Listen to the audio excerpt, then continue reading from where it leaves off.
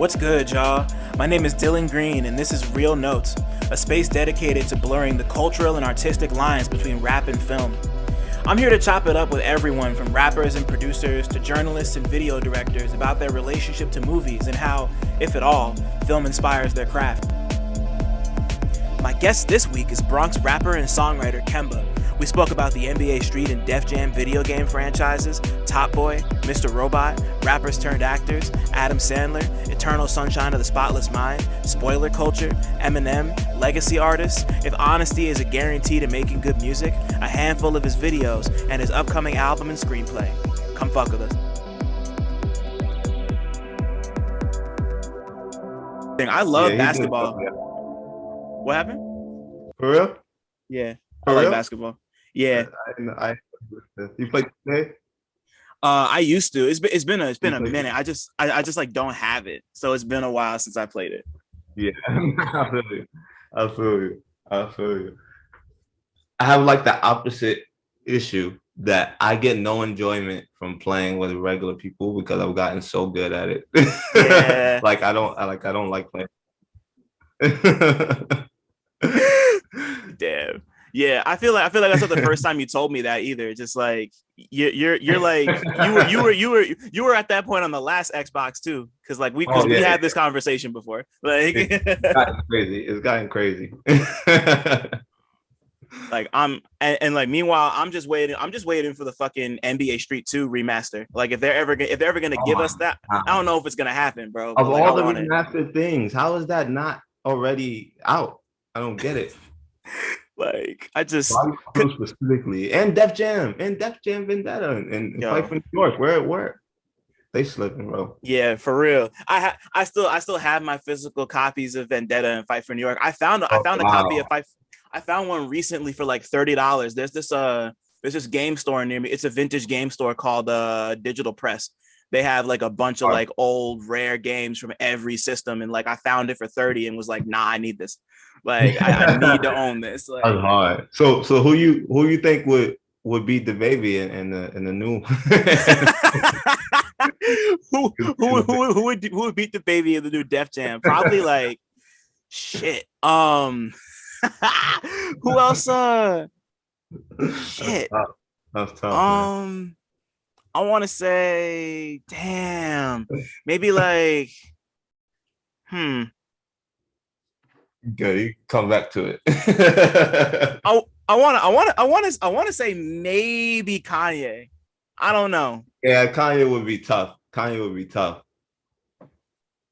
Unless Pete Davidson's in it. Yeah. No, if Pete Davidson is, it's just gonna be a murder. Like, it's just gonna be a murder.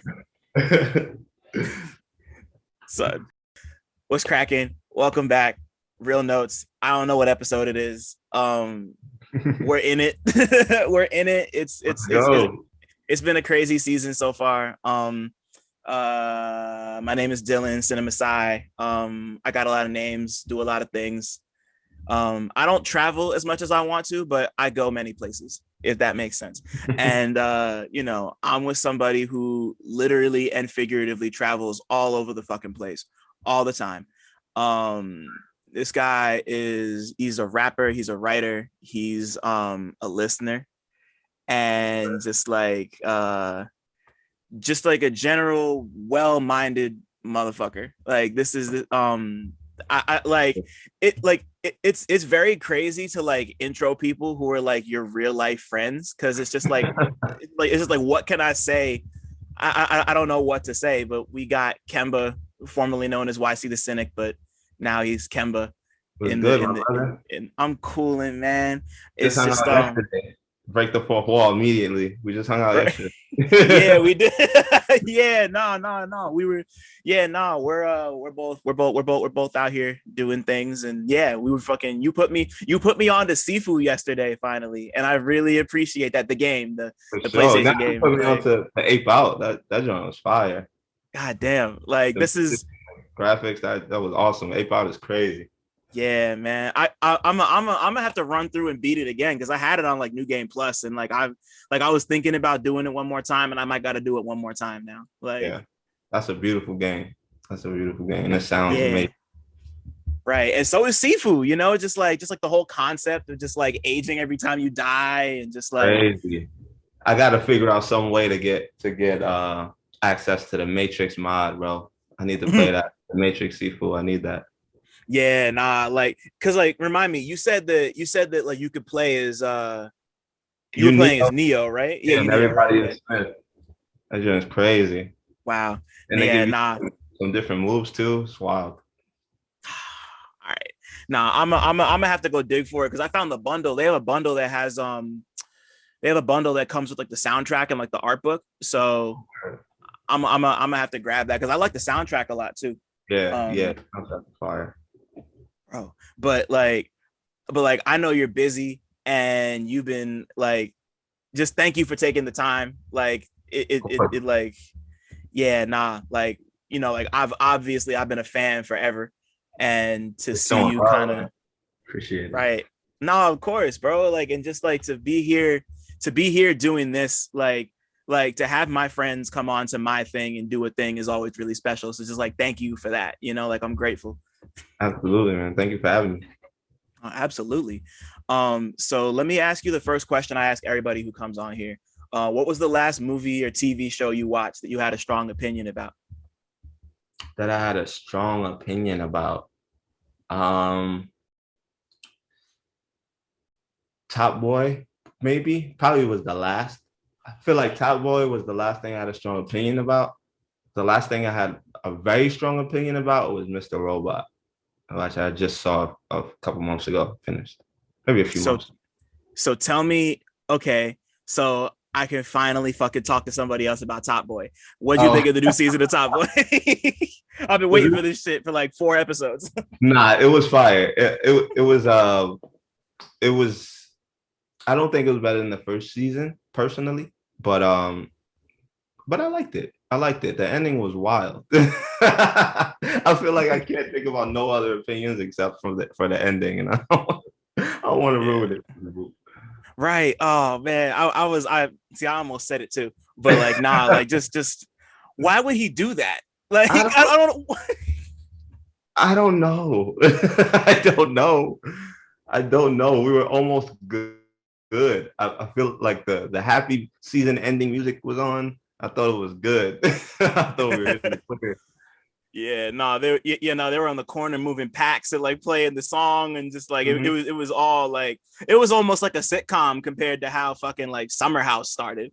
And then Yeah. just like I Destruction. yeah, nah, chaos. Like they were, like they were set and then he just I'm gonna ask you more what you thought maybe off camera, but like Okay.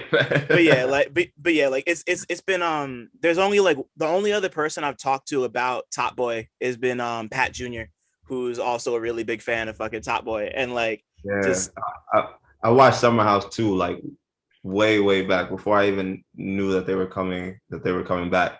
Uh and I'm glad they did. They stepped up the production level times 10. The budget, you could tell, was way higher. yeah. And all the favorites are still there. So I'm rocking with it. Hell yeah, fucking Drake came on and was like, nah, we gotta make this shit look better.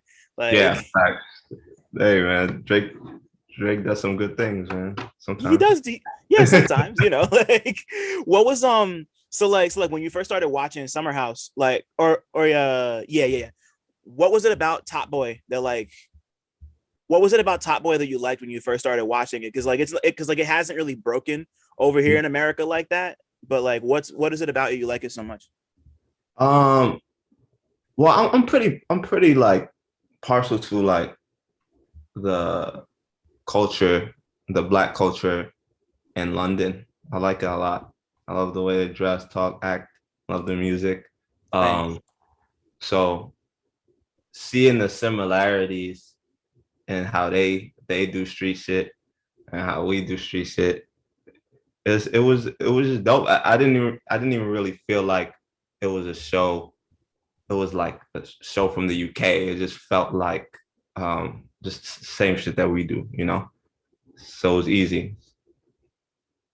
Yeah, nah, totally. Like that was, like it's crazy to think about, but like I watch a show like that and like I don't know too many people like a Sully or a Deshane, but Yeah, but like but like but like I've seen enough to be like, okay, like I recognize who this person is, like regardless of the accent or yeah, whatever cultural divide. Cause like I'm also really into Black British culture and like, you know, like just like grime and everything. And just like yeah. everything they got going on over there is always super cool to me. And just like, I just like love the way like patois is just like so natural to like the way they Yeah, talk out there. real. Like, Yeah, that's a fact. you know, That's like a fact. The Jamaican influence out there is just so heavy, and Yeah, like that and shit like makes that shit makes me feel good. It makes me feel at home. I like that shit. right, yeah, me too, yeah. Like I was like really like I think I finished the new season like 2 weeks ago, and I just I just caught myself like throwing bear into every sentence I could, just like, oh, they got like bear shit over there. It's like people was like, what the fuck are you talking about? Like that's the only one I could fit in and like not have it sound stupid. Like, yeah, like I just start saying in it. yeah. That's the That's nice. like that, yeah, like it's weird because like in it's Eat almost like food. right, yeah, with the peas and the food and shit. Yeah, like fucking like in it is almost like the way like I was talking to somebody about this recently. Like I've been incorporating type shit into my Oh fucking yeah, yeah, yeah. dialogue like a lot lately, and just like at the end of anything, like the way somebody might say like period, you know, and like that's kind of like what in it is to me. So like I'm trying to figure out like how to slide it in properly, but once I get it, I'm gonna be going crazy. That's one of those things where somebody hears you saying it, they already know where you got it from. Right. My top boy, don't you? Nah, type shit is so utilitarian, man. It's just like and things of that nature. It's like, Right.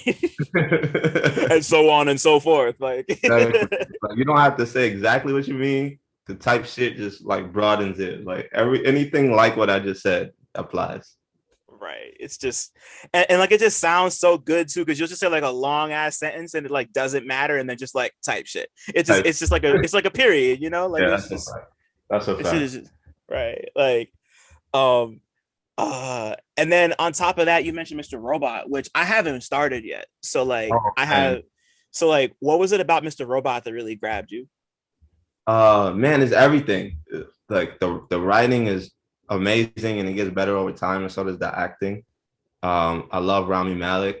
Um, the concept, like me sort of starting to write a film at the same time I started watching that, it definitely inspired me a lot. Like just the sort of inner dialogue that he has with himself and uh it's really dope, man. It's really well done and it's beautiful. Even down to how they bring out the title sequences. That's why I really loved Ape Out. That's one of the reasons I really loved Ape Out. It's the Right. creative ways that they brought the title sequences to. You should watch it, man. It's really dope. It's been on my list forever too. And like And I sorry, it's got like hip no, it's hop cool. sensibilities in it too. You got me talking, see. Right. It's got like hip hop sensibilities in it too, like and Joey Badass is in it. Like Right. this is a very good show. I'm what's it called? I'm like I like Joey as an actor, but he's never really been the draw that I kind of like expected him to be, because like I feel that. he's kind of like, it's so crazy to think that it's been like 5 years since he dropped the album, almost six at this point, and like he's just at that point now where like he was in that short that won the on the Netflix movie that won the Oscar, and Yep. like but like but like I'm always really interested in like stuff that just like takes like a title sequence, like you were saying, like something that most people just take for granted as like a Paramount Pictures presents. This is the movie. This is the actors. Like I love people who incorporate like that into the whole experience of watching the movie. Like Yeah. one of the so like A, I'm gonna watch Mr. Robot just off of that, and B, like They be dropping like actor is like 20 minutes in. It's like, damn, you ain't to the title sequence yet. It's hard. That's kind of no, that's tight. I like that. Like I like when people kind of move and like take creative risks like that. Like Yeah. at the beginning of Spider-Man Into the Spider-Verse, like the way that they like fuck around with the Columbia logo and like animated a whole bunch of different ways and just like I just love it. Like it's I don't think I've ever explained or like tried to explain this, but like when when like a title card for a distro company comes on and like it like somehow integrates into the movie. Like, you ever see Charlie's Angels before? It's been a very long time. Extremely. It's one of my favorite movies ever. It's Really? not even a guilty pleasure. Like I love watching But that which fucking one? movie. Because they remade it. The one with Cameron Diaz and Oh, Lucy Liu. yeah, nah, that shit is it's like LL Cool J's in the beginning and like it's yeah, like he's in like a dashiki for some like it go watch the intro after it's the intro to that Charlie's Angels movie is fucking nuts. But like it starts out with like the Columbia Pictures logo with the woman with the torch, and then like the camera like moves over to the side where the clouds are, and then like you see the plane that they're on. So like shit wow. like that is like crazy to me. People don't do that enough anymore. Yeah, and like that's hard. That's hard. But with Joey, I feel like it's still early. mm-hmm. It's still very early to be that draw. But everything that I've seen him in, he's added to a lot. Like in Mr. Robot, he definitely adds to the show. In Power, he's killing it in Power. Right, he's on Power too. Okay, I forgot. Yeah, he's killing it in Power. He's one of my favorite characters now. Man, yeah, I from what I've seen, I can't believe I forgot about that. From what I've seen of him in Power, like him and he hasn't well, no. Let me take that back. He's doing great on Power. And I don't know where he's gonna go. I don't know what he's gonna do, but like it's just so crazy to think of. Like I never imagined. I feel like most people don't imagine when like a rapper starts to act that they're gonna become like a Will Smith or like a Method Man or like a LL Cool J, like who are just like as you known put for Method that. Man in there? What happened? Put Method Man in there? Oh yeah, definitely. That's Yeah, dope. he's cause like most people think about him from like the How High shit, but like he's been on like all sorts of really like he's done like dramatic stuff. He's been all over the place. So I probably missed a lot that he's been in too. For he was sure. He was on The Wire, On The Wire? He was on The Wire, yeah. God, yo, that's crazy. That's crazy. The Wire still on. The Wire still a show I gotta watch. I'm hearing. Okay. I've heard obviously that it's the greatest show ever, but I also have heard that so much time has passed that it might not look good to you now. So I don't know what I should do. Right. Nah, it's like because like I watched it when it first came out because like my parents had HBO and it was just like on and I was like, okay, like I watched it. I'm like, I liked it, but I didn't, but I haven't watched it since I grew up. And like there's stuff, like I feel like I'm gonna appreciate it more now that I'm older and like I get more of what's going on. And like so many people got their starts. Like Michael B. Jordan's like one of his first roles was on The Wire. Like of course Michael K. Williams is doing his thing. Like, and it's just like I'm interested to see how that turns out. And like Method Man's like he's like I forget what season of the show he's on, but like he's like in the show for a little bit. Oh snap, man! And I'm just also like, on also on Power. Right. Yeah, he's all see, like he's no, like he's and he was on that show The Deuce with Black Thought. Like he's been around. How was that? It was cool. It's not really a show I think about super often, but like the performances were all great. It's just like one of those things you just throw on and it's like good while you watch it. Yeah. But, I feel that there's a lot of that in music, movies, and everything. Everywhere, like just stuff that you enjoy, stuff that, right, and stuff you jack while you're like listening to it or watching it, and then like 2 weeks later you're like, what was that? Like, or even after, I'll be like, that was good, but I'm never gonna listen to that again. Right, like, so like for you, so like growing up, like what was the first movie experience you can remember having? Like it could be at the theater, it could be at your cousin's house. Like it doesn't matter. Like the first time you remember watching and experiencing a movie. Um, Dang, that's tough. One, because I have bad memory, but um, I'll give you a movie that I've seen at least 100 times. Cool. um, what was the name of that movie? It was Adam Sandler, and he was the guardian of this little kid. Oh, Big Daddy. Oh my gosh, I watched that so many times. Yo, yo, that movie was so fire. Yo, yeah, I watched that a lot. I watched that a lot. What was it about Big Daddy that you love so much? I mean, like that's one of my favorite Adam Sandler movies too. But Yeah, like, Adam Sandler is just like perfect for kids, bro. His comedy is like perfect for kids, yo. He's just so funny and outlandish, man. Um, yeah, it was. I don't know. It was just amazing. right. Nah, like like but cause like Big Daddy's great. Little Nicky is great. I love Little Oh, Nicky. Nicki's fire. Um and like it's so weird to think about Big Daddy like like probably about 20 years after it came out, because it's like I could not imagine Adam Sandler now making a movie like Big Daddy. Because like, if you see Uncut Gems yet, Yeah. Mm-hmm.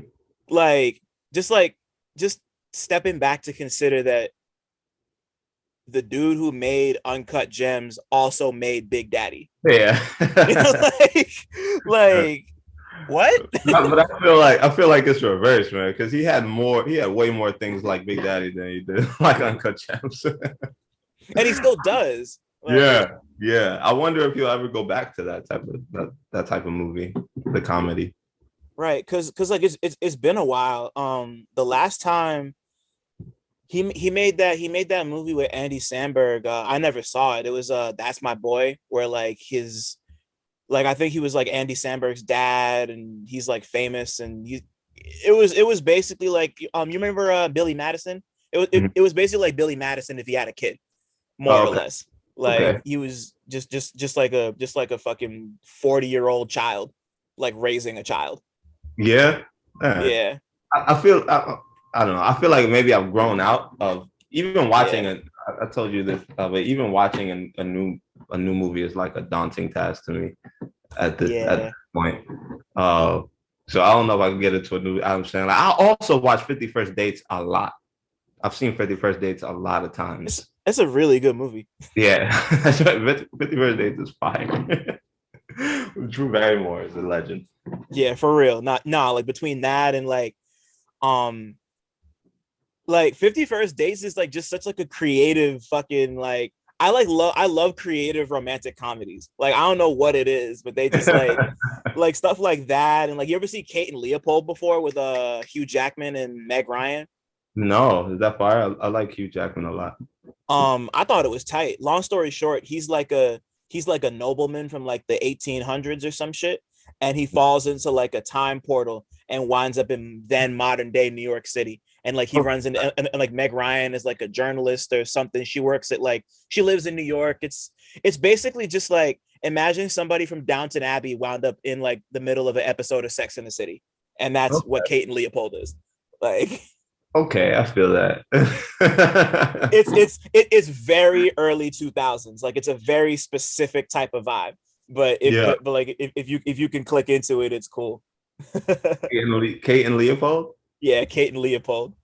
Oh, I Um and but yeah, like back to 51st Dates, like that's just like what what about those like Adam Sandler. I mean like Big Daddy and 51st Dates are kind of like two different kinds of movies, but like what do you feel it is about like those types of movies that are so comforting to you? Because like stuff that you watch like hundreds of times is like a like I throw that on to feel good, you know? yeah. Like I, that's a good question. I would have to be able to sort of tap into what I was feeling when I was younger, but there was just such a innocence to it. The comedy was great, like but there was such a innocence to the jokes, to the comedy. And Adam Sandler always sort of said things that felt as a kid like wrong to say, and so it even made it even funnier.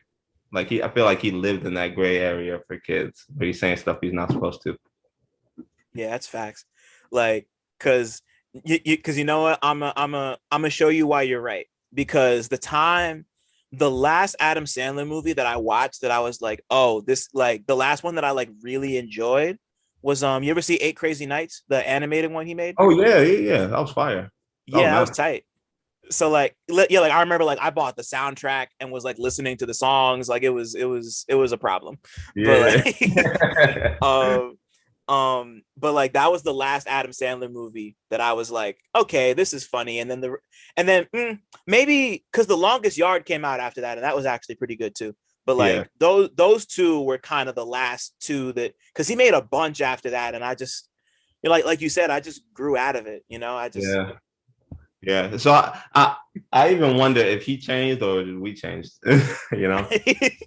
because he still has the production company. I think it's called Happy Madison, that like still makes movies like that. They just don't star him, and like he so like I think he still does it. He's just kind of like, I just can't, like, especially after Uncut Gems, like just like imagine him making like Big Daddy 2 or like another Little Nicky movie like after Uncut Gems. Like Yeah. that would I be mean, kind of people might wild. like it.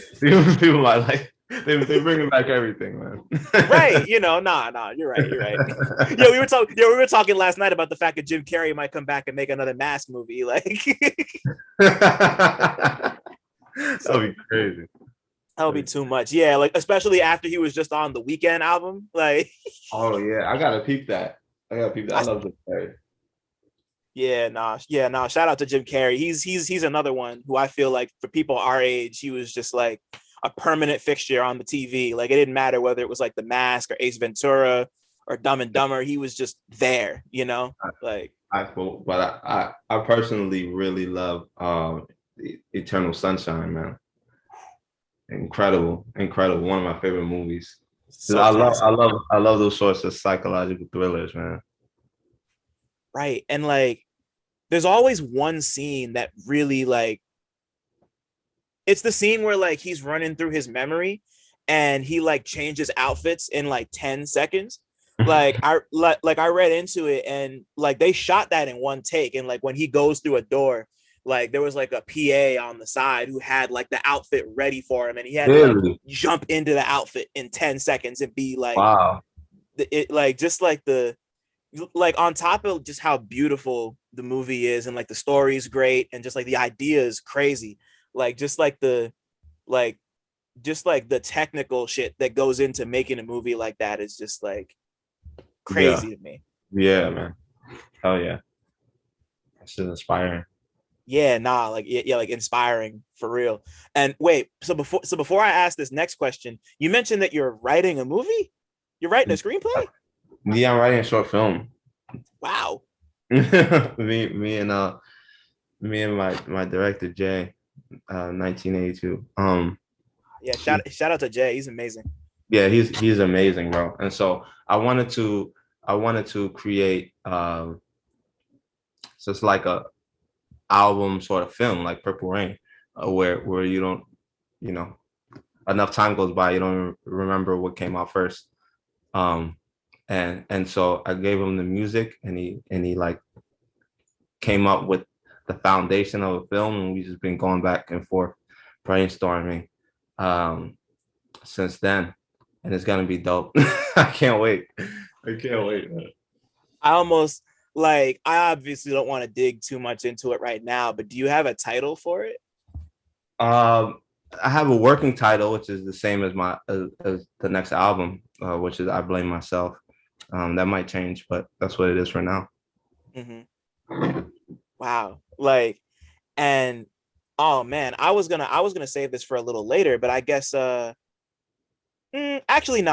I'm gonna no. We're here. I'm gonna do it now. Um, like I remember when you put out the new Black Theory video and you emailed it to me. like right as you were making the transition from YC to Kemba. And you Wow. told me that was like, I was looking at the email this morning and shit. And like, No way. yeah, I still have it. It's still like Kemba, formerly. Yeah, it's crazy. So like, you told me that was the first time you'd ever like directed and written a video, or Yeah, like at least been like heavily involved in like the concept of it. I definitely wrote it. I didn't direct it. That was Sense Hernandez. We worked together on it, but Sense is amazing too. But Right. yeah, bro. And I'm not gonna lie. That video is part of the reason that I'm so confident in writing a film. Because the Joey Badass, I feel like there's like a connection, at least a spiritual one, in that video and in the Joey Badass short film that won the Oscar. And I'm like, we could do this, yo. We could do this, you know? Damn. Like, I want to get in. I want to get into that more because there's like a whole section where I'm gonna fucking ask you about videos and stuff because like I love your videos. But like I want to ask, like, like we were just talking about Eternal Sunshine, and I feel like that's a pretty good example. But do you have any other examples of like a movie that kind of made you fall in love with like not even necessarily like the art of movie making, but just like a movie that you engaged with on a level that wasn't just like, oh, this is funny, or like, oh, this is good, like something that just made you think about it a little deeper than that? Oh, that's a good question. Um, that happens a lot with psychological thrillers for me. Um, when I first saw Eyes Wide Shut, I wanted to make every music video that looked like that. Like every video that I ever did, I wanted it to look like different shots in Eyes Wide Shut. Uh, so that definitely was one. I'm starting to write, and especially talking to Jay. Jay is like, he knows every movie. He's seen every movie that there is. And so he's been putting me onto stuff that looks beautiful and is inspiring in those sorts of ways. But that, I feel like that's a newer thing for me. Like I'm just starting to watch movies and see and fall in love deeply, uh, like past the storyline and the characters and stuff. Um, Eternal Sunshine was one of the rare times that has happened earlier before. Right. Like, and it's never too late. That's the beautiful thing about this shit. Yeah. Like, now I'm curious, what did Jay put you onto that's really kind of changed your mind on that? Well, Jay put me on to Mr. Robot, sure. Mm-hmm. Jay's put me onto a bunch of different anime. My memory is actually really bad, so you don't have to bear with me through this. Nah, bro, we got it. Yeah, let me get back to you on that. Okay. Yeah, like, but like, like Eternal Sunshine is,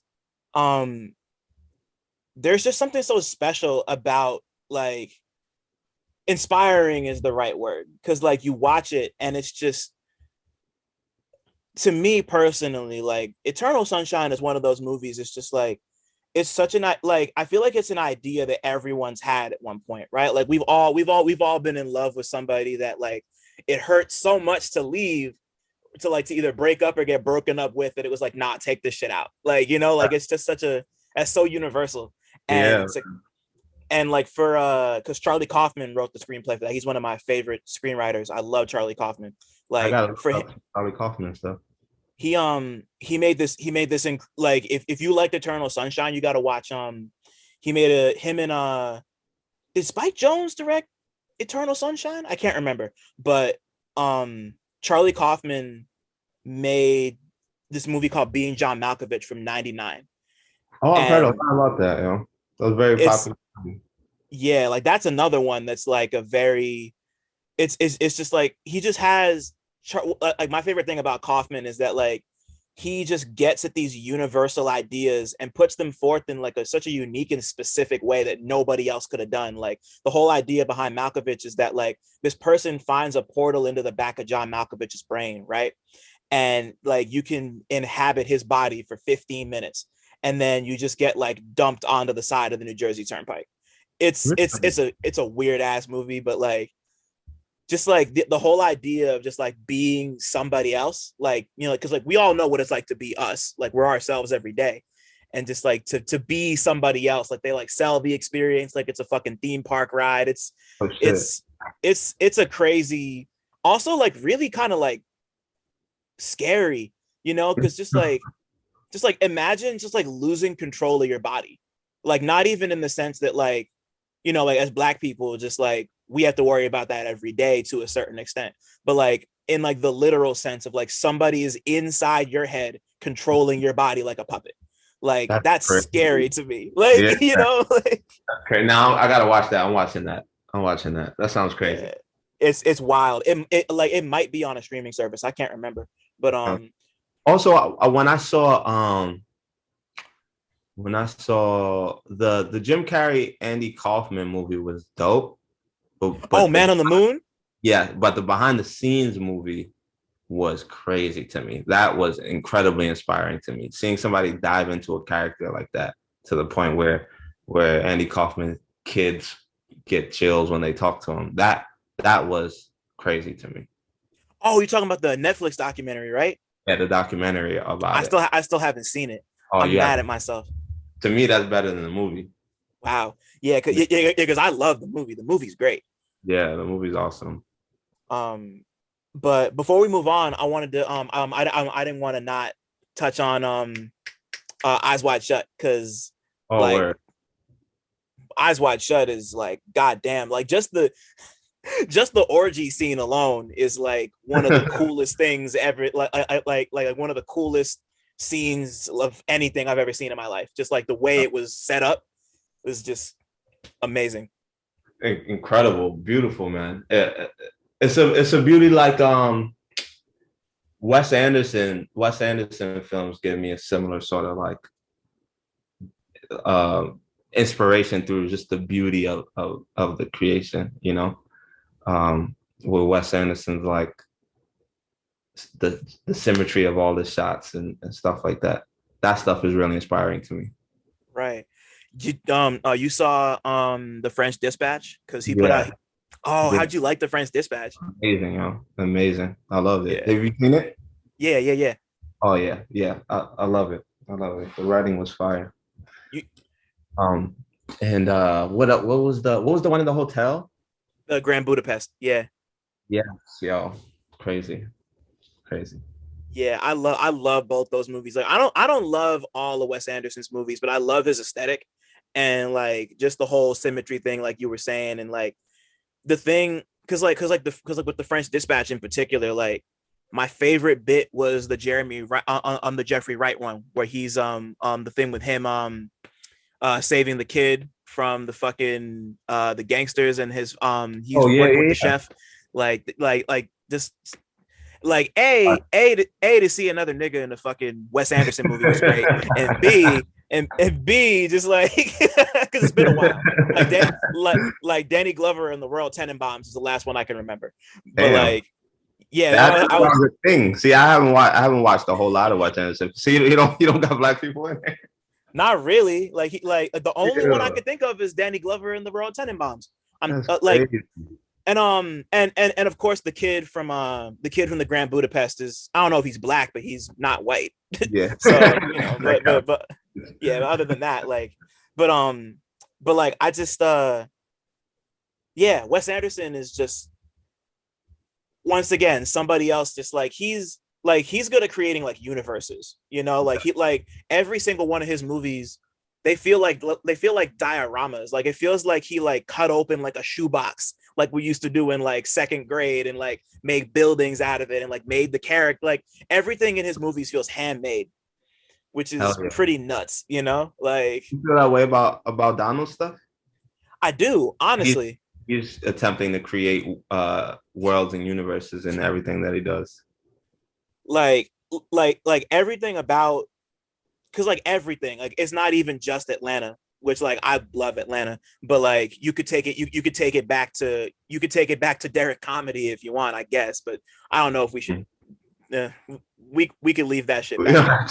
But like, but like you could, yeah, nah, for real. But like we could be like, you could even take it to like just like the way he did Because of the Internet, like just like the screenplay that came with that, and like the fact that it was like a, it was like a multimedia experience, like in a way that I had never seen from any album, like let alone a rap album. Like that really kind of, that was a head bust for me when I was in college. And like he you know, like he kind of extended that to all the rest of the projects. Like when he put out the video for Sober from the Kauai EP, like that felt like a whole little contained shit. And like the video for Oakland from Because of the Internet, with like him and Janae out on the island, and then like the alien comes and kills him. And even like, the one where he was in the diner. Which one was he? Where he was in the that diner? was Sweatpants. Yeah, crazy man. And you know what's crazy about that? Like that's what like there's a scene in Being John Malkovich that was like, I'm pretty sure the video was inspired by, there's a scene, not to spoil it, I don't know if it's a spoiler, but like there's a scene in Being John Malkovich where he goes inside the portal to his own head.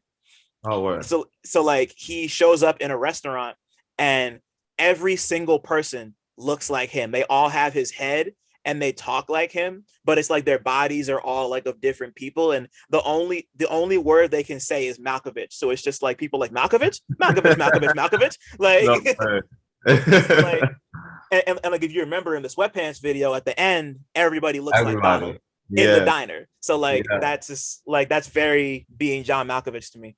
So that's hard. That might have been a spoiler. I feel like society gotta create spoiler like rules. What is a spoiler? My boy, I was just playing I think the dodgeball joint with my boys, and they were both randomly upset at Pete Rock because I guess he just tweeted and IG'd the ending of Ozark like a day after it came out. Jesus. Like, who's expecting to go on Twitter and see Pete Rock and then that just right ruin their whole day, man? It's like, this was just like, oh man, I'll never believe what happened in Ozark. Like, man, I didn't expect that from Pete Rock. Not Pete Rock. But yeah, I'm like very sensitive to spoilers.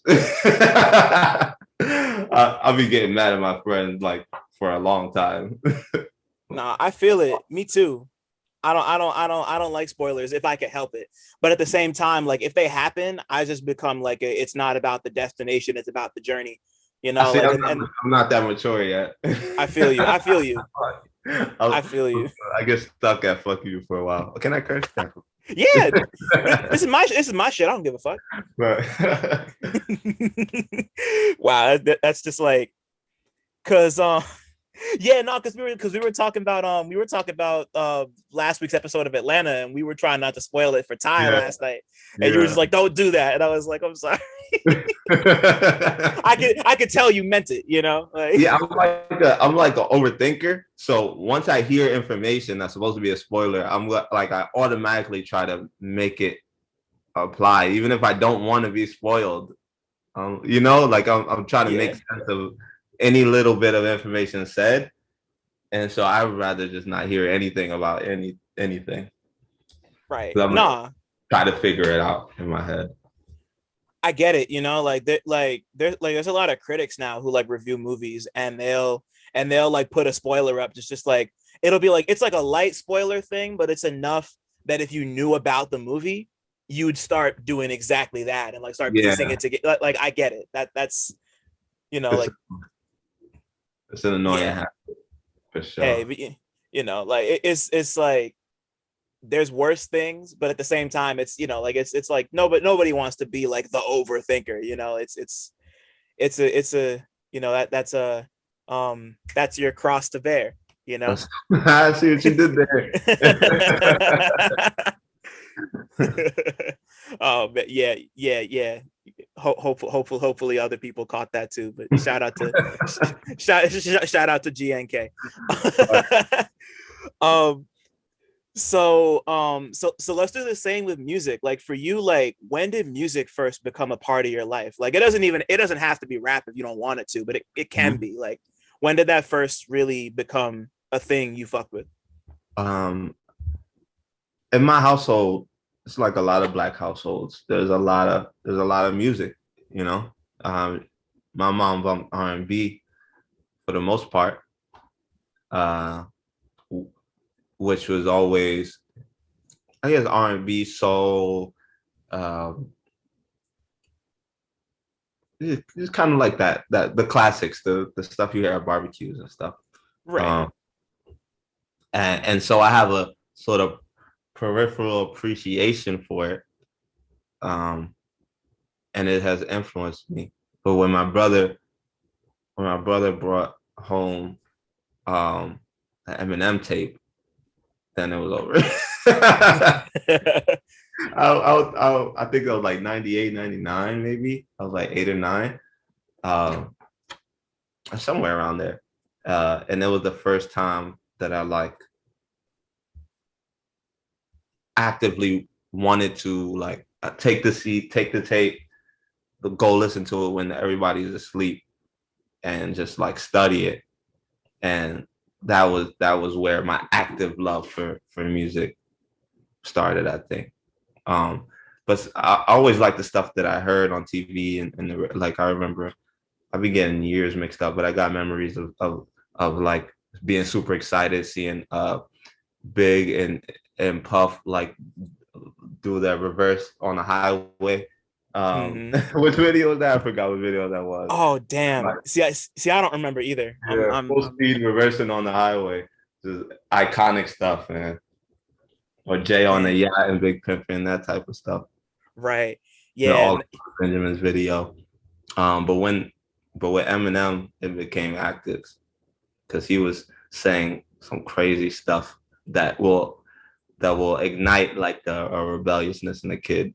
Right. And he was doing it so well, man. He was doing it so well. Right. Was it for you like like that's like that kind of makes him like your rap game Adam Sandler, honestly, because like it's like the same type of shit. Like that was my Adam Sandler. My rap Adam Sandler. That's crazy. And B, was it Slim Shady or Marshall Mathers? Which tape was it? I think it was Marshall Mathers. I think it was Marshall Mathers. I'm looking up the year now, because I vividly remember. I vividly remember Criminal. Like I listened to Criminal a lot. the whole, hey, it's me, Versace. Oops, somebody shot me, and I was just checking the mail. Get it, checking the mail. I was like, this guy's so clever. Yeah. My little 9-year-old brain, like this guy's crazy. Joe, like it took me a while to go back and hear all the M stuff, because like the first Eminem album I heard was the Eminem Show. Like that's my like I haven't fucked with Eminem since Encore, honestly, but like the Eminem Show was like that shit was everything to me. I love that album, and like going back, but then going back to hearing like Criminal and Kill You, and of course like Stan, like just like the way he, like those stories that he put together, where like I can really still appreciate some of that stuff, and just kind of be like, yeah, this is like very 90s, but also just like it's like timeless shit, you know? Yeah. Some of it is like absolutely timeless, just like you said. Classic music.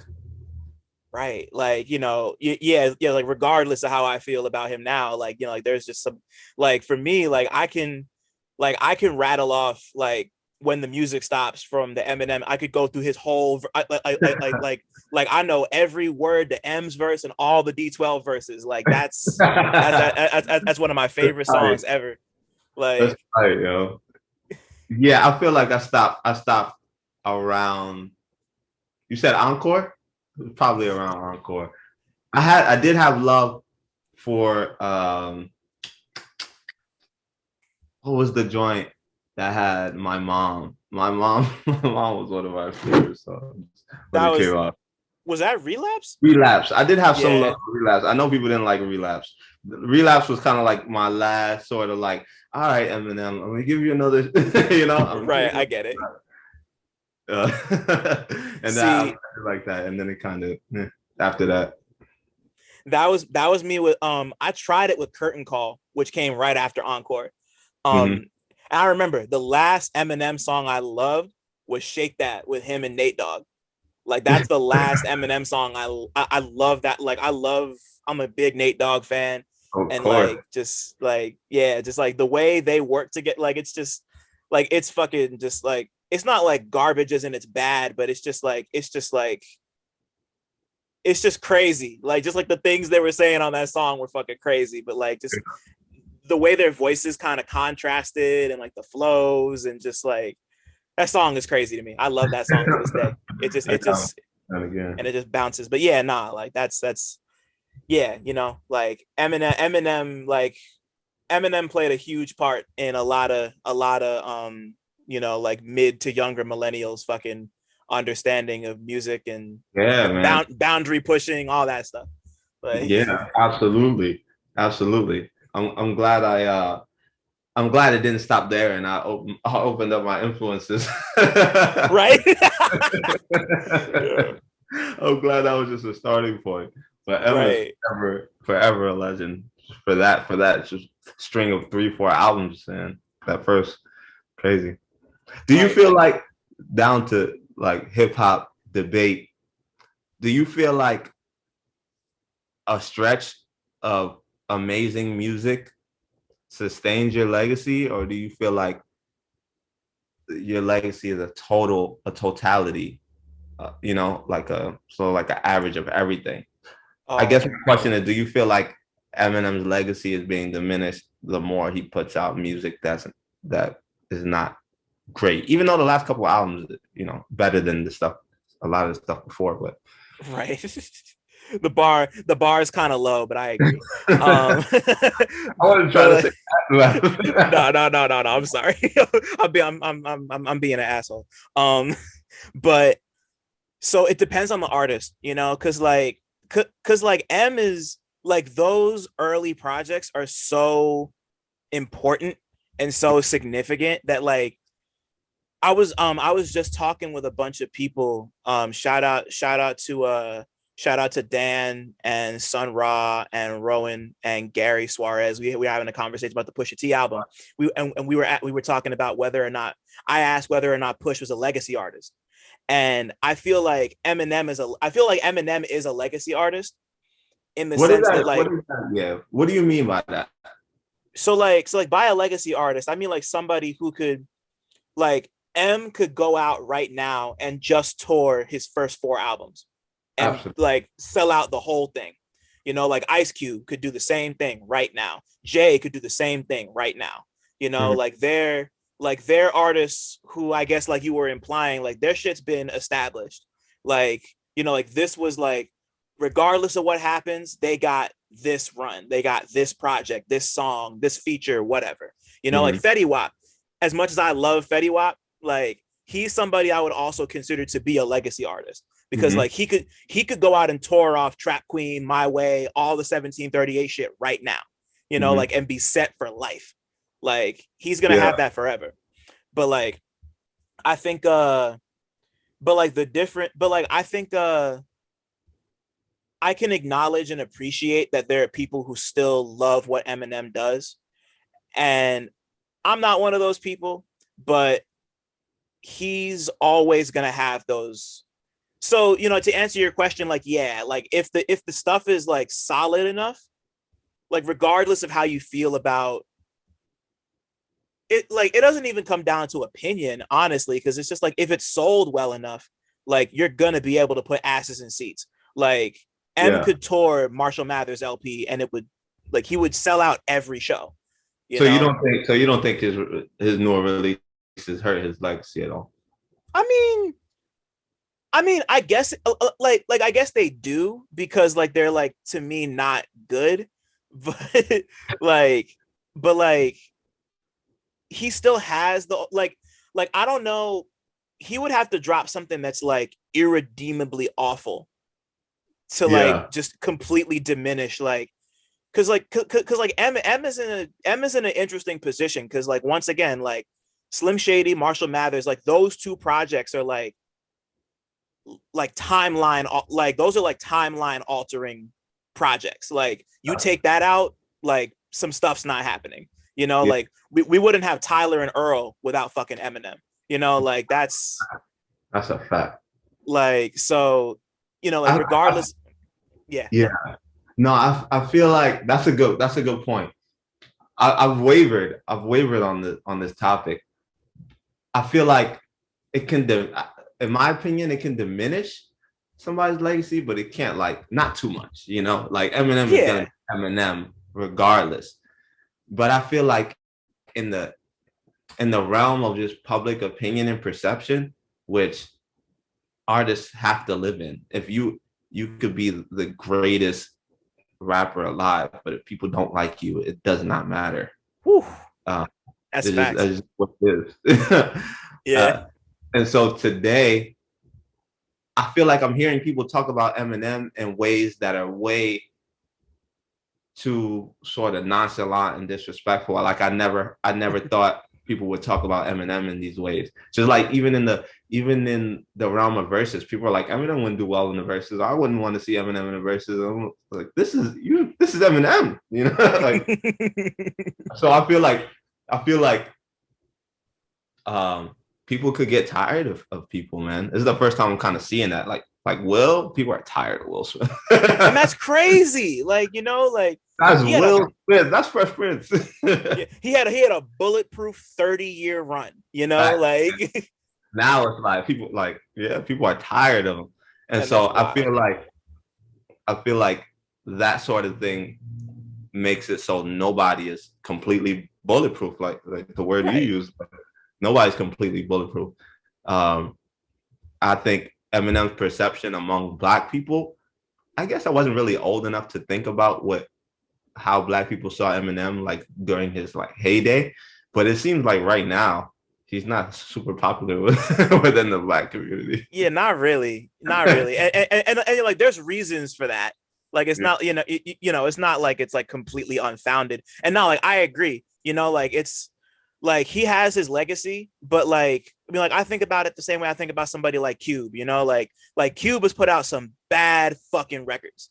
Like Ice Cube has made bad songs, bad albums, and of course, you know, like he did the whole shit that happened with the election and the Trump thing. Like that's gonna tarnish his legacy. Like Wayne's association with Trump, that's gonna tarnish his legacy, in my opinion. You I know, feel you. but I feel you. like, I forgot. but I don't know. What did Ice Cube yeah, do with Trump? it was like the whole like he was like trying to he was like he was like trying to like appeal to him and like get him to like help out like Black people and I can't remember the details, but like whatever it was, I remember being like really annoyed about it, just like people just like trying just like that whole like trying to like combat the problem from the inside type shit. Like you're like not getting played by these people. Like they're not using you as like, hey, like I got this Black person. Like I got Ice Cube, you know, like you think you're doing something, but he's really just using like, so like I was just like, I was mad that he couldn't see the act. Yeah. But that's like a, Do you think there's any? Do you think there's any possibility of a way where, not saying that he saw it or didn't, because I don't really even remember that story, but that somebody could have those sort of intentions and succeed in that and not be corny, and even if he was being used by the other side, still get uh, the job done.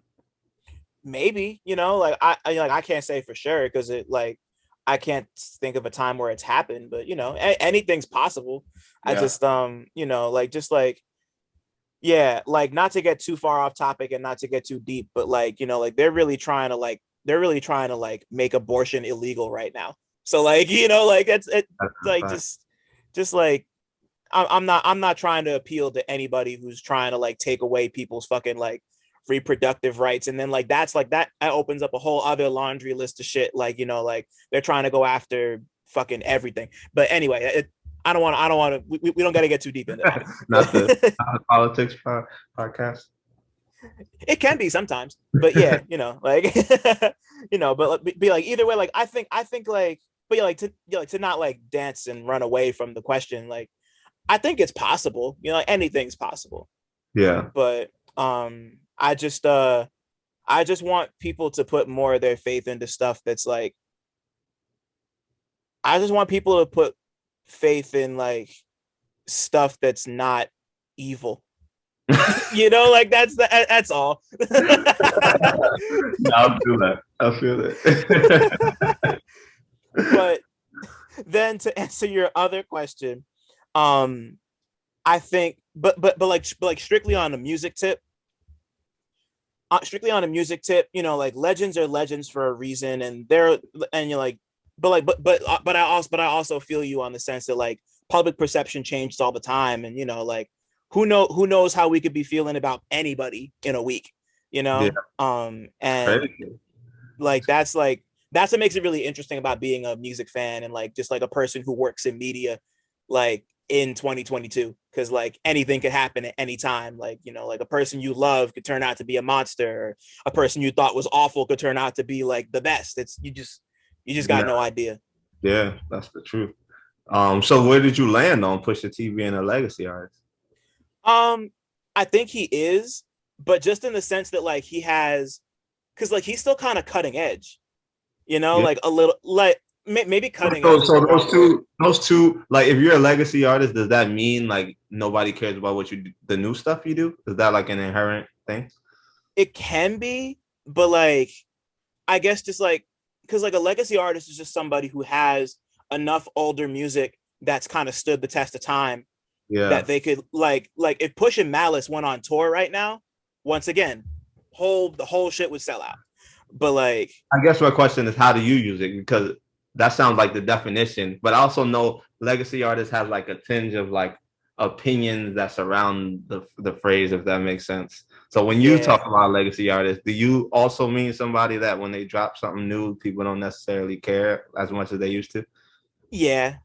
I think so, because but like you're like, so like technically speaking, like Push is a legacy artist, but he's like, people care still. Like he just got his first #1 last week. Like people still care about Push. Like he's been going for 20 years and he just got his first #1. Like that's nuts on its own. But like he's in a really interesting spot, and I just like I fuck with Push. Like I've been a Push fan forever. So like, I'm mad happy for him, dude. He's at the top. His pen game is, he hasn't lost a step. He hasn't lost a step. Man, like just hearing like Brambleton alone is just like the storytelling on Brambleton is crazy, and like that whole third verse that's like a whole shot at DJ Vlad, like just perfect. Just he did great. Like not even just the fact that it's a shot at DJ Vlad, but like the way he did it was just you're right. He really hasn't missed much of a step. He's rapping like crazy right now. I wish he would diversify a little bit, but that might be too much to ask. Yeah. He's gonna I don't think he's gonna let that go ever, and I'm fine with that. I've accepted that. Cool.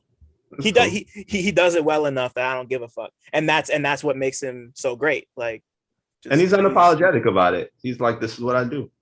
So. Right, he's a specialist, and that's okay. We can all be, we can be specialists sometimes. Yeah. But wow, this is like, we haven't even gotten through like a handful of. This has already just been like a crazy convo. Like this is why I knew you coming on here would be crazy. But how long are these things usually, man? We already hour in. they typically go anywhere from like an hour and a half to 2. I don't like them to really get too long, but yeah, it's all just like a go with the flow thing. I obviously don't want to keep you too long. No, good. Good. But what's it called? So was there ever a moment, like, as you mentioned earlier that you've kind of started to like appreciate movies and like the more artful sides of them, like as you've gotten older, especially within the last like couple of years. So like, has there ever been a moment for you where you consciously linked film and music together in your head before? You mean in like the creation of music? Like, have I thought about like the visual aspect of it? Nah, just or it could be that, but really just like in the sense that like they're two things that complement each other. Hmm. I don't know. I don't know. Is there a way to reword that? Just like just like in the sense that like if you like watch a movie and recognize like how like a piece of music like affected the way you like watch the scene Oh, yeah, or something absolutely, like that. yo. Yeah. That's why people like Hans Zimmer are legends, dude. It's like Right. they set the tone. It's similar to like how like the colorist would make the scene dramatically bluer than anything that you could see in real life, just to let the viewer know how the character is feeling. It's the same thing with the music, and all of that stuff works together to give you the feeling that the director of the film wants you to get. The music is super important. Right.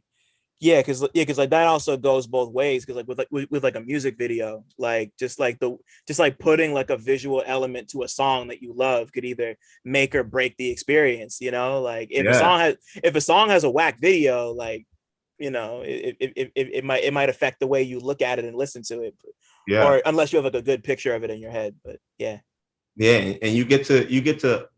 I appreciate music videos because you are able to put the viewer. You get to make people listen to it the way that you want them to listen to it, if that makes sense. It's like yeah, you give them the full picture. Like you show them how to experience this. Um, because nobody's gonna know the mind state you were in when you made it. Um, Nobody's gonna hear it exactly the way that I hear it with music that I made, and so the video just kind of gives you another sense. I feel like if there was a way to incorporate every sense into like into like how people experience music, it would be incredible right, to yeah, really get what the artist is trying to do. I think just hearing it gives you a good idea, just because that's what we've been so used to. Um, right. Obviously, seeing adds to it. I wonder if there's any way to incorporate other senses. Like yeah, because it would have to go a step beyond just like VR or like smell of vision, you Yeah, know, like that's why stuff like listening parties do well. You bring out food and you do have like a whole experience. Those are usually very very well talked about, right. just Nah, because you, totally. you get to make people experience it in the way that you envision. Right. Yeah, that's like that's everything, you know, like perception is everything when it comes to that type of stuff for real. Yeah. Hell yeah. Um so so like as you got older and like rap became a bit more a part of your life, like when did you first decide you wanted to pursue music as more than a hobby? Like when was it like I want to be a rapper? I think I was like I think I was like 12, maybe 11. Started writing when I was 9, and shortly after I knew, just because it was the first thing that impressed people. You know, Mm. it was the first sort of glimpse of, oh, you could do that. Wow. And so I never stopped, I never stopped, and I just got better and better as it went along. Um, so yeah, I think I knew when I was around 11 or 12. I started recording. Um, Actually recorded for the first time ever. I think I was 11, and I went.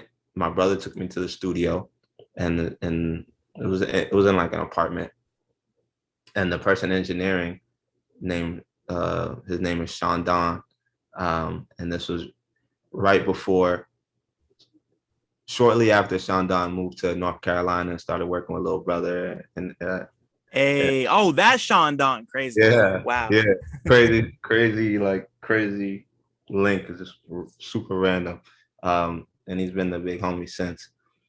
But I was nervous as hell in that session, yo. I wasn't even rapping nobody until I went in the booth. Like it's so funny how some things don't change. But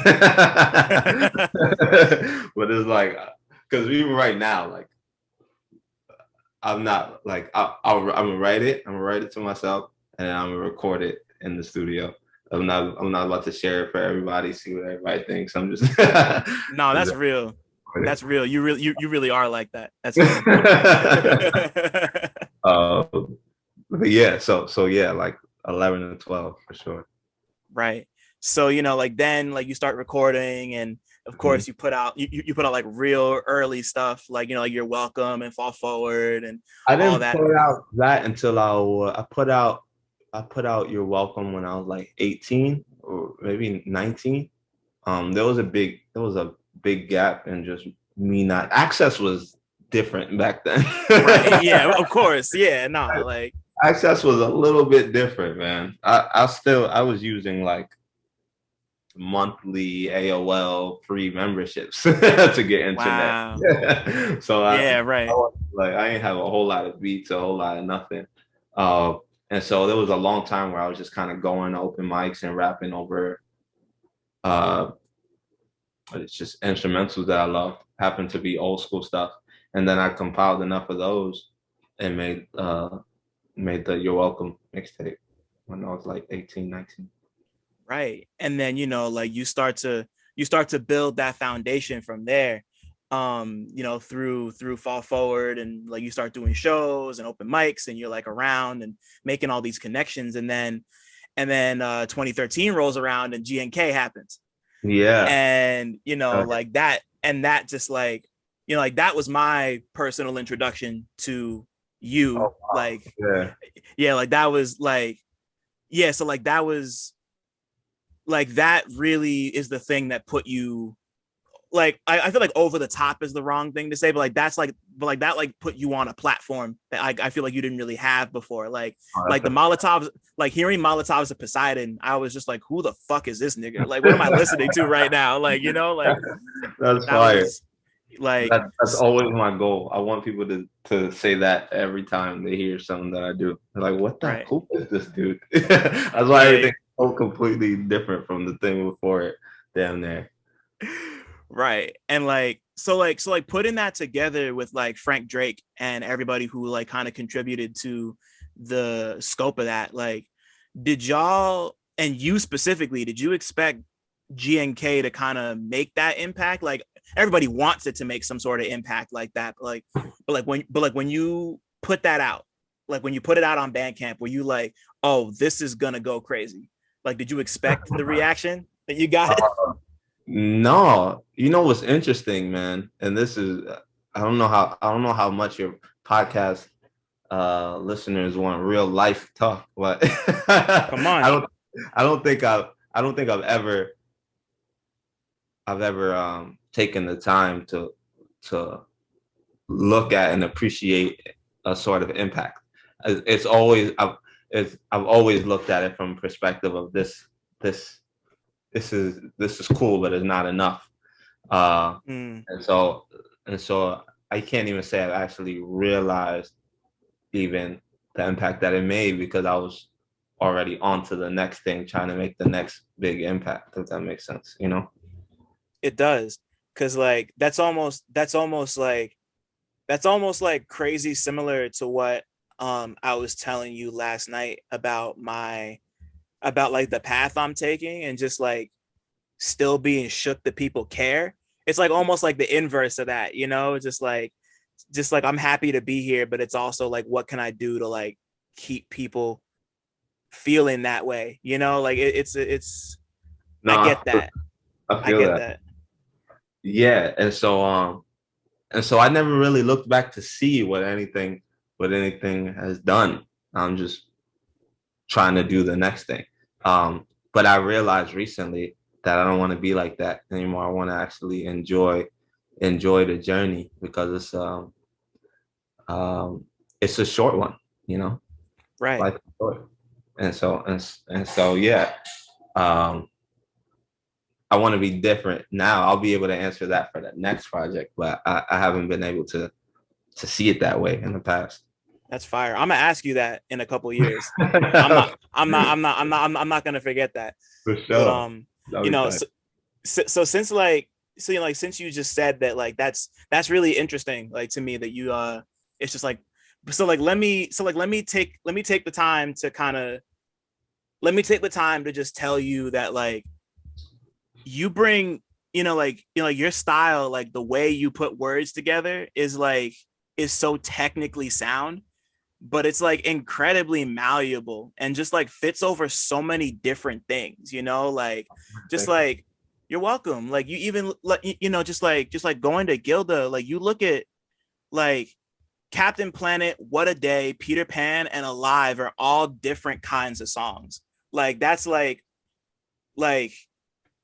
rapping and singing over those different kinds of songs in the different ways that you do is not an easy thing, like it's, like not, like your average battle rapper can't do that, like, and Take anything away from them, um they're fucking oh battle yeah, rap nah, crazy. right, no, absolutely, yeah, no, yeah, no I've been offense or getting anything. inspiration. I've actually been getting a lot of inspiration from battle rappers too. Not to cut you off. Nah, They're extremely technically talented. right, real quick before I continue, who are some of your favorites right now? Because yeah, they're Uh, going crazy right now. yeah, New Jersey Twerk, I think, is my favorite. Um, He's hard. and yeah, it's just like there's such a technically he's fire, but his personality is huge on stage, and so even when the line is not technically super impressive, the performance is so impressive that Right. you love it. And I've been just thinking about that in sort of my realm and how performance plays a part in it. It's got me thinking for sure. Right, like, yeah, just like the performances, like the performance that goes into, like, you gotta like figure out ways to kind of fit into different sounding songs, Yeah. and like and like that performance comes through, and it feels like Kemba every time. It's not like Kemba trying to be like Drake, or Kemba trying to be like Fonte. It's like Kemba is Kemba and just like fits here, you know? Right. And one thing I know that you've kind of that was kind of like or at least it feels like a watershed for you, is like just like kind of like embracing melody, because like you started to do that more on like Negus and of course on Gilda. Like, like, do Yeah. you feel like kind of like falling into that fully? Do you feel like that kind of made you a better performer? Like, since we're talking about performance, like, Um, I still feel like I'm finding it. And I wonder if that's something that I'm always gonna feel like I'm always finding it because my goal is to be able to do that exactly what you said. Um, so I appreciate it. It's like a very high compliment. Um, but my goal is to be able to do that and it never ever feel like I'm out of my element, and mm, with singing, I feel like I'm a good enough writer to make good songs where I'm singing, but I don't feel like I'm a great singer yet. um and so when I'm on stage, there's a bit of an insecurity there because I'm not like technically or traditional like good singer yet. Um, so yeah, I don't know if that answers the question. no, no, no, I, no, no. I don't feel like it's enhanced the performance yet because I'm not where I want to be. But I feel like as an artist, I'm closer to my true north. I'm closer to who I see myself as because of the singing. That makes sense. The thing that I love about what you just said is like you're definitely the type of person who's like always trying to like have the distance to the target, right? Like you like never hit the bullseye. You're just like you get closer and closer to it every time, and it's like I think it's gonna be, man. I didn't see myself like that, and I didn't see the value in that either because I was so bullseye centric. But again, the journey is important, you know. Right. Yeah, I only say that because that's how I see myself. Like that's like I'm very much like a it's like fractions of centimeters away every time, but it's never quite there, you know. Yeah. That's real. I relate to that a ton. And also I think that's the beauty of life. I'm learning because no matter how many hours like you shoot a basketball, you're never gonna be 20 for 20 every game. You know, you're gonna miss. You can't get to perfection. You know, and I had to really learn and be okay with that. Right. Yeah, and that's a process. Getting as close as you can is what it's about. Yeah, that's it right there. Damn. So I wanted to talk to you about like real quick, just like a handful of your videos that I love, because just like I don't know, but like we were talking about it earlier, just like how you've always wanted like a video to just kind of like guide the experience of hearing a song, you know. Yeah. And there are four in particular that I want to touch on, and the first is Molotovs, because because that video is just so like, I don't even know how to describe it. It's just like really like, it's like y'all were just like in a warehouse and just like tied someone up to a chair, and like you're in a fedora and like just very I'm not doing it justice right now. No, keep going. But no, like, so like the video, I just really love that video because it gets at like the sense of like angst and power that's in that song, you know. So like that was tight. Well, I wore that fedora. That was my thing. I wore that fedora every day, and for the life of me, at this point in my life, I have no idea why. I have no idea why I wear that fedora every day, but I felt like it was my thing. It was my thing back then. Man. Yeah, those were that. Yeah, like fedoras had a chokehold on motherfuckers from like the late 2000s to like the mid 2010s. Like I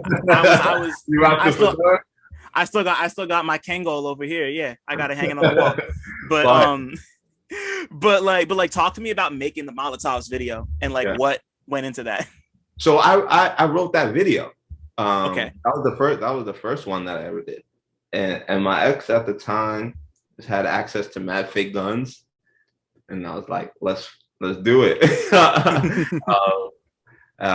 So you know Alex Damachek from Pretty sure. Move Forward. Yeah. So Alex was my shout first out to him. Manager. Yeah, that's my dog. Alex was my first manager. Oh hell yeah. And so he led us against, you know, against the rules, sort of clear out one of the rooms in his office. He worked at like this big office space with a bunch of PR people. And so at night when nobody was there, we like cleared out one of the rooms and shot in there. And it was awesome, bro. It was so much fun. All of those people are my friends. We just had a lot of fun for a few hours, and I feel like you could tell, you know, it was dope. It was dope. And when I saw it, I knew like, all right, this is gonna be good. I was super excited. It's like my excitement for that video was probably the most excited I've been for a video. Like, yeah, it's just like has this energy to it, and most of the video was done in like, I don't know if it was one shot, but it was like was one not shot. I love one shot videos, yeah, dude. One shot videos to me are so awesome to be able to yeah, tell a like story in one shot in one area is so creative. I think when it's done right, you don't even notice that. You don't even notice. You don't feel right. bored at all. You don't feel like it needs to change. You just are there and you're present. And I feel like that video is a good example of that. Absolutely. Nah, like it's just it's great. Like anybody who hasn't seen it, go watch the Molotovs of Poseidon video. Like that was like I heard the song and I saw the video and then I was like, oh, like this is I was in. That was it for me. I was like, yeah, All right. this is somebody to watch. And And then I also love videos where you just kind of drop in. You don't know what's happening. You just got to right, figure it out as it goes along. It immediately like suspends disbelief because you're not thinking about like whether this scenario is real. You're just in it. right. Nah, absolutely. And then, like to move on from that and get to like we were talking about earlier, New Black Theory, which is like, like that was like there's like a whole narrative and concept, like a really like well thought out and thoughtful concept behind New Black Theory. So like, I mean, like we, like people who lived through everything that happened in, Ferguson and with Trayvon and Mike Brown, just like talk to me about the New Black Theory video and like where the idea for that came from.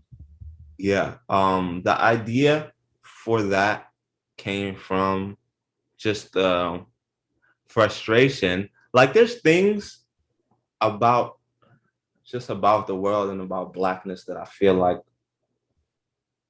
are said all the time, but then there's things that I feel like are not talked about nearly enough.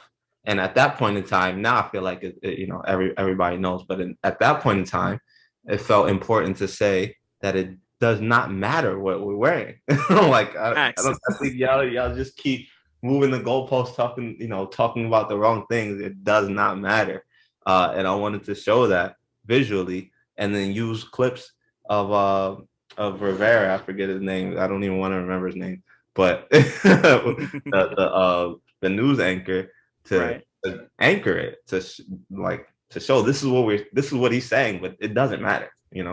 Right. And yeah, just like the whole like, like it's like a groundhog type of thing, Yeah, a groundhog day type of thing where it's just like, like it's just repeats over and over again, just like really hammering that point home. And that was a really important point to hammer home at that point in time, like you said, because like there are so many people, there are so many like so many of our elders really think like that, like to this yeah. day. And like you had to be like, no, like it does not matter. Like, and that's like Fact. I'm that's been on my mind recently. This is an aside, but it's an interesting thought in my head. Is that I don't think people are doing like their due diligence and really understanding the gap, like the gap of all those years of these some people self-actualizing and some people surviving, because you can't self-actualize when your main focus is surviving, and we're being placed in a situation where there's literal hundreds of years of this side self-actualizing and this side just surviving. And I don't think we've ever really sort of tried to pinpoint like how big of a difference that is. And right. I think I feel like I want to find interesting ways to sort of explore that thought. Right. And I think you already started, because you could say that about the Nobody I Can Trust video, which is the next one. Like I almost feel like that kind of like it, like I don't think it addresses that specific thought directly, but it's kind of in that same ballpark of like of like what it means to be someone who is forced to survive every day versus people who like are self-actual. So like I think like that's just crazy you brought that up, because that was where this was going to go anyway. So like Nobody I Could Trust is of course a single from Gilda, and it's really crazy, and the video is just like the video is fucking wild. Talk to me about putting the video for Nobody I Could Trust together. Okay, so that was the director Thompson. He hit me with the idea, and I was all in, and that was probably the biggest sort of like undertaking of a video that I've ever done, like location, actors, all of, costumes, all of that stuff. It was wild. It was wild to be sort of acting. It was also one of my first glimpses into acting, even though it was my own music video, but just being in that scenario where everybody's staring at you because you're Black, or chasing after you, or just right. Just being the outsider, even though you're on set, it's still happening. It's hard to like completely separate yourself from the action.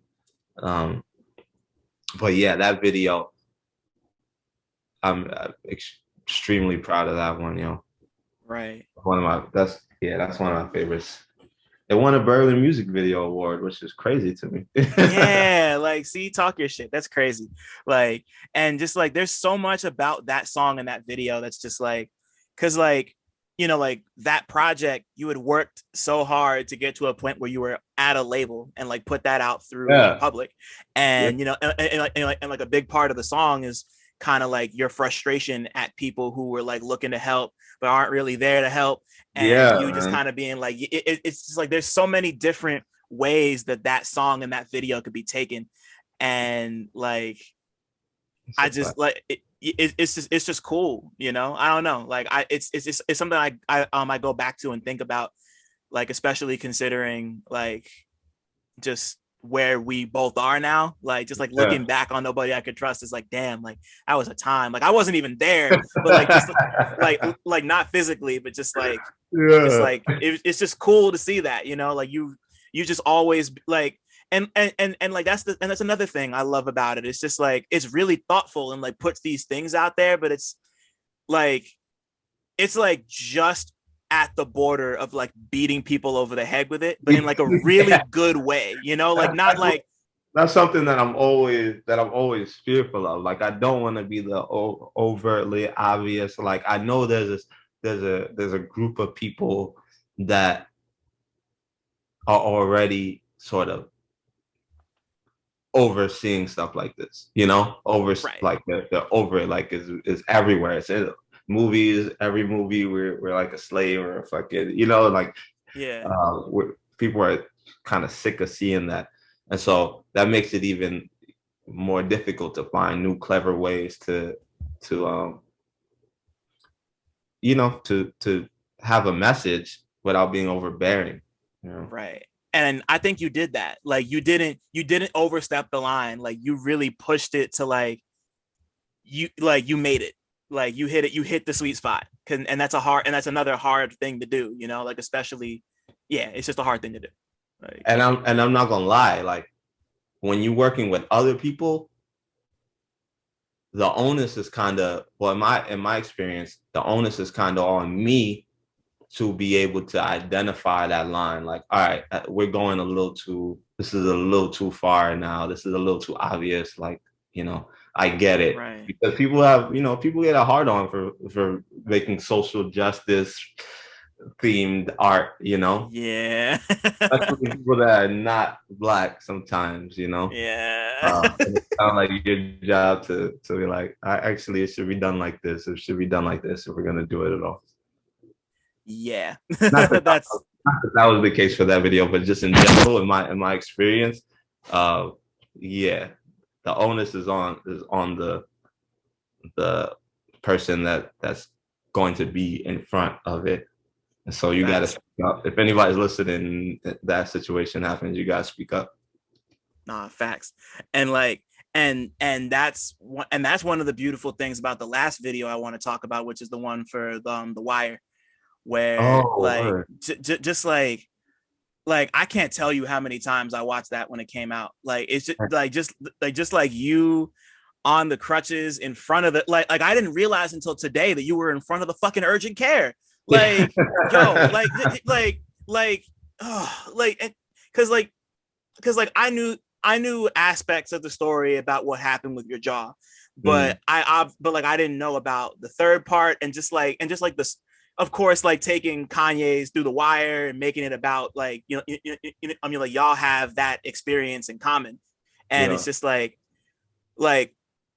talk to me about how you and 1982 like put that, like where did the idea come from to do the song like that? Because like that's just like the rawest shit I've ever seen you do. Like, that was very raw. It took I feel like somebody might have made a joke about it, like you should do like Through the Wire, and I thought about it. I just thought about it. There was a big part of me, even down to the day of recording, even before it came out, I had second thoughts, because I don't know, I'm very much about authenticity and showing like just like trying not to be too cool to be honest. But there's something about me that's also, I feel weird doing anything that even wants to capitalize off of an experience like that I've had. right. You know, I had to really figure it out and get to a point where I was okay with sharing that and putting it out and promoting it and like running ads. You know, like just the thought of that was difficult for me. But yeah, I just sort of thought that if this, telling the story could help somebody or make somebody feel less alone, then it's worth it, And that's kind of been my guiding light. And through all of this, I feel like I've shared a lot of difficult things to share, and that's been sort of like my guiding light in it. Like if this can help somebody, then it's worth it. Because it's weird, man. It's really weird being that sort of vulnerable and then putting it out to people and then trying to get as many people to see it as possible. It's a weird thing. Right. But Jay is amazing, man.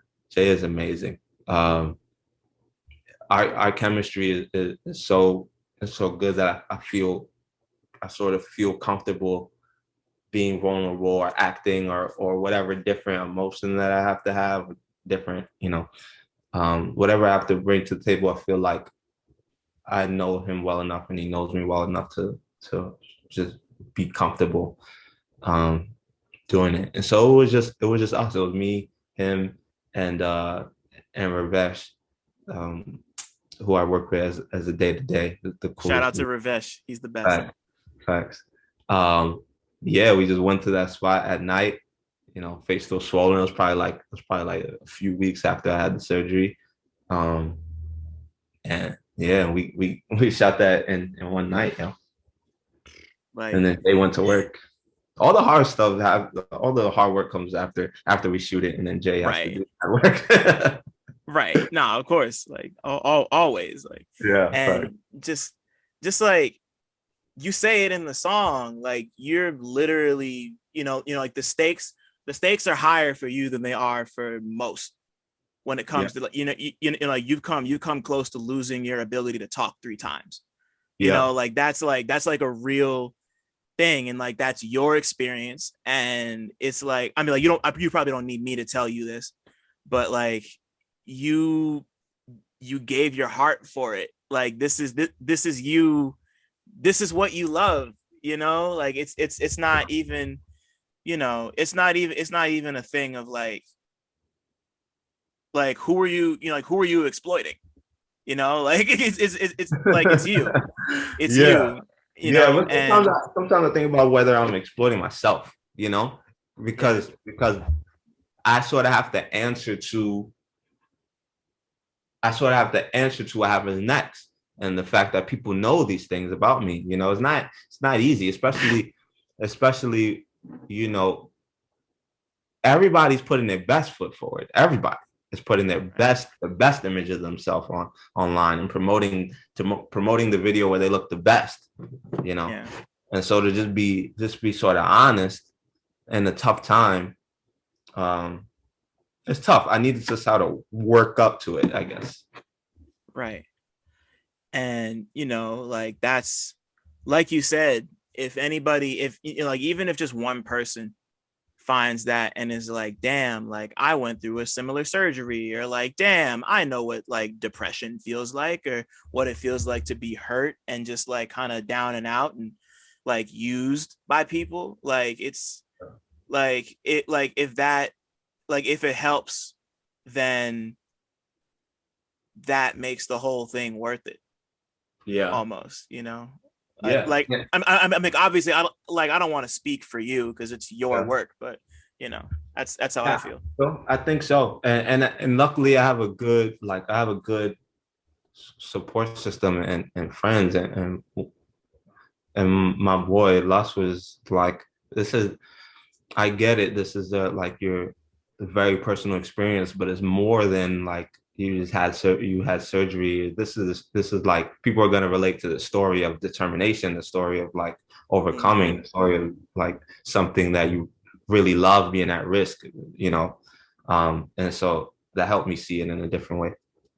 Right. You know, like, like this is, this would almost be like if, like I'm a writer and I break my hands and I can't use my fingers, like it's that type of thing. Like you're really, like you're at a point where you're about to lose the thing that's going to help you do what, like not just help you do what you love, but like it's just it's the instrument, right. Exactly. It's just like, that's like, that idea is so strong and once again universal, like that just it connected, it connected for me because I know you, but it's just like just objectively speaking, it's just it's just you sitting in front of a camera in front of, that's your fucking Gucci's first day out moment.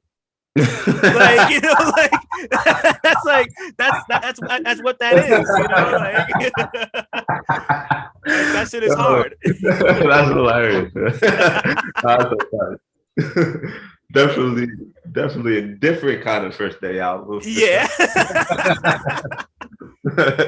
Right, definitely. But I just I've just always, like, you've always been very forward and honest about yourself, and that's something I've always admired and respected about your work. But you're welcome. But like but before so like the very last question I have for you is like, it's actually funny I'm asking this now. If wait, your before, life you get to, hold on, before you get to, wait, is this like, does this go right into like from the last thing? Is it a perfect segue? I don't want to ruin your perfect segue. I wanted to ask you a question. Ask me the question first. Okay. So do you feel like this could be with artists in general, or it could just be with me and my art? Does it feel like the honesty is like a necessary sort of determining factor of what you see as Kemba? Like, is there a case where if I do something else, do you feel like you might be like, all right, that's not the same artist that I like? Or No, I don't think so, because honesty is a thing you choose to give people. You don't have to be honest about everything you have going on. Like the thing that makes you Kemba is that you're Kemba, like the way you, like I said before, the way you rap, the way you put words together and put thoughts, and just like it isn't even about like oh, you have good punchlines, or oh, you're honest, or oh, the flow is crazy. It's just like nobody can make the music the way you make it, and it just like connects with me. Like you take somebody like a Playboy Cardi, for example. I love Playboy Cardi. He's not somebody like, I love the type of music that he makes, But at the same time, if he were to turn around and start like changing the way that he did his thing and being quote unquote honest, like if it's good, I'm a fuck with it no matter what, you know, like because that's what you want to make and it connected with me. Yeah. You know, like it doesn't like, So you don't really you put know, artists in boxes like that. Or not really, not anymore, thankfully. You know, yeah. like it took some practice, but you know, like I was a dickhead in high school, but like Everyone was. It's all good. yeah, for real. But yeah, you know, like it's just like whether or not I like it, like that's just like is such a subjective thing anyway. Like it's Mhm. just I if it connects with me, it connects with me. Yeah. And I don't see myself as being like, oh, like your music's not good anymore because you're not being honest with me. Yeah. Like the music is good because it sounds good and it makes me feel good. If it's honest and that like and that adds to the experience, dope. Like that's great. But like I can't think of a single person I like only because they're honest. Yeah. You Yeah. know, like honesty is cool, but it's like it feels special because it's not something that you owe anybody. It's Oh, something that you choose to give. that makes sense. Yeah. You know, so like That's very real. that's what makes it special to me. Yeah. So Okay. So second question. Do you feel like artists are, or do you kind of judge artists and how much you like them by their best work or the thing that connected them most, the thing you connected to the most, or sort of like the sum of their career? Like say an artist had an incredible first album that made you fall, like that you loved and it got you through a time or something, and then maybe they dropped two albums you didn't like. Are you still like very excited for the fourth, or is it like, oh, that's a good ass question. So a perfect example of this is Lupe Fiasco. oh, Cause wow. cause Food and Liquor is, that album is so important to me. Like Incredible. that's like a, I know every word. It just like that was a time for me. Yeah. And I really loved Lasers when it came out because I was at that point where I was like, oh man, it's Lupe. I don't care. I'm a really like Wait, dig but how you into skip it. the cool though? You can't skip the cool. Oh, I'm sorry. No. The cool. I don't Cool is like. crazy. The cool is crazy. I don't like it as much as I like Food and Liquor, which might not be a popular opinion, but I feel that like, though. I feel that. I feel yeah, that. yeah. Like to me, it's like it's like Food and Liquor over the cool, but the cool is like like Gold Watch is on the cool, Little Weapon is on the cool, like Yeah, Little Weapon is fucking nuts, bro. Little Weapon is like that shit. That shit blew my fucking mind the first time I heard it. But like, It's like a college dropout, late registration kind of argument where you're gonna have people that like either or. And there's no right answer, you know. right, definitely. But I bring up Lupe because Lasers isn't great. A lot of people hate it. There's songs on it I like, but then like I was like, okay, I'm still excited for the new one, right?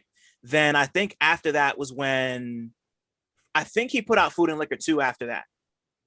I think, right? I'm not 100% sure. That's kind of when I stopped. Yeah, see, That kind of like whatever order it was, it I can't remember the exact order, but the next two projects were Food and Liquor 2 and Tetsuo. And Tetsuo was like okay, Tetsuo was fantastic, brilliant. but like the others, but then like the Drogas projects aren't really all that good. So like it just Yeah. like I guess to directly answer your question, it depends on the artist and how long they've been around, like if it's somebody who hasn't been around forever, I'm probably going to judge it based on how I feel about the next project, and I'll go from there depending on the quality. But if it's Yeah. somebody who's been around for a minute, like I bring up Lupe because he's been around for, like Food and Liquor came out 15 years ago, 16 years ago. So Yeah. like he has like 15 years worth of music. Yeah. And I don't really know that I'm like as excited about Lupe as I was trying to rationalize how much I fucked with lasers, you know? And but you know, somebody like Red Veil, who I really fuck with a lot. Like he just put out Learn to Swim. If you haven't heard it, it's incredible. One of my favorite things I heard this year. He's been going for like 2-3 years. He's like, he just turned 18. And like that project's fantastic. And depending on how the next one goes, like I'll probably be at a point where I'm gonna be not grading it on a curve, but like I'll be like, I'm excited to hear his next project. Yeah. You know? Okay. So I hope that answers your question. Yeah. It does. So it sounds like if it's a short amount of time. Well, are you excited for Lupe's next project? Not super excited. Like I'll listen to it, but it's not like appointment listening. Like I'm not gonna jump to listen to it as soon as it drops. Like I'll listen to it, but I feel that. Okay, so it is kind of weighed against an artist if they put out a project that's, you know, not good. That's subjective, but it is kind of weighed against you. Yeah, like it also depends on the artist and how, like, because like even somebody like Crit. You know, like Crit was somebody who like he's not everything he's put out is incredible, but I've kind of given him a lot of I kind of graded his shit on a curve for a little bit, and it took me this new project, Digital Roses Don't Die, to be like, yeah, maybe I've been being too nice to Crit sometimes, you know, like so like. The first 3 or 4 Crit joints I was really rocking with. From Crit Was Here to what was the joint after Crit Was Here? That was I think that was Return of Forever. Return of Forever, or Forever is a Mighty Long Time on it. Yeah, because Forever is a Mighty Long Time is the last Crit album that I like loved front to back. I love that project, like the double album. But I like Catalactica too, man. I'm not gonna lie. I like Catalactica. It wasn't my favorite, but I liked it. Yeah, same here. You know, like there's like songs on there that I like, but it's not my favorite. But you know, like Forever is a Mighty Long Time is the last one that I was like, this is like great. And then Crit Is Here was whatever and then the new one is he's trying new things, but it's not landing. And you know, like man, it's just yeah, I'm trying to like compartmentalize all of this and be like and give you like a solid answer on like it really just depends on the artist for me. I don't have like a strict like it has to be this, so it's going to be like that type of thing. It just depends on my relationship and how much I like the shit.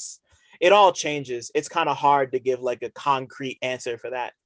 Yeah, I feel that. I think I was trying to extract whether a bad album is weighed against the artist, and I feel like it is after hearing your answer. Yeah, like I think I think most of the time it is, and that's fine. You know, it'll matter more if like you put out a bad album and then the next one's good. You know? Like True. Yeah, it's like I said, it's complicated because some people make one great album and then it's just like mid to bad for the rest of their career. Yeah. But some people it's just good it's just like consistently good forever. Like some people will average like 2 greats, 1 good, 2 mid, 1 great. It's I feel like Kendrick has built up so much sort of trust that even if this next album is terrible, we're just gonna be waiting for the next album after that. Right. Yeah. He's another unique one, like like I'm like, I wasn't huge on Damn and I'm ready for the next Kendrick album. Yeah. I wasn't huge on Damn either, but it's dope. It's cool. Right. Yeah. I can't wait. Yeah. Yeah. You're like, he called it fucking, what is it? Like Mr. something. Like whatever, like whatever. Like he called it the Big Steppers. Like, come on, like that's like the coolest shit I've ever heard. Like I'm ready. like the Big Steppers. Like, okay. I feel like he gonna be rapping on a whole new language. Yeah. Mr. Morale and the Big Steppers. I have no idea what it means, but I know he's talking about it for a long time. Yeah, that's gonna be a movie. I'm so hyped. I can't wait. And speaking of movies, the very last question I have for you is if your life was a movie, what would it be about? What would it be about? Or like what genre would it be?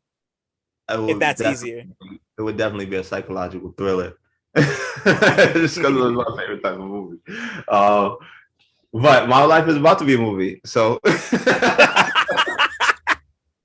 so I'll let you know. It's gonna be about coming into your own power and accepting sort of responsibility and why you're here on this earth, and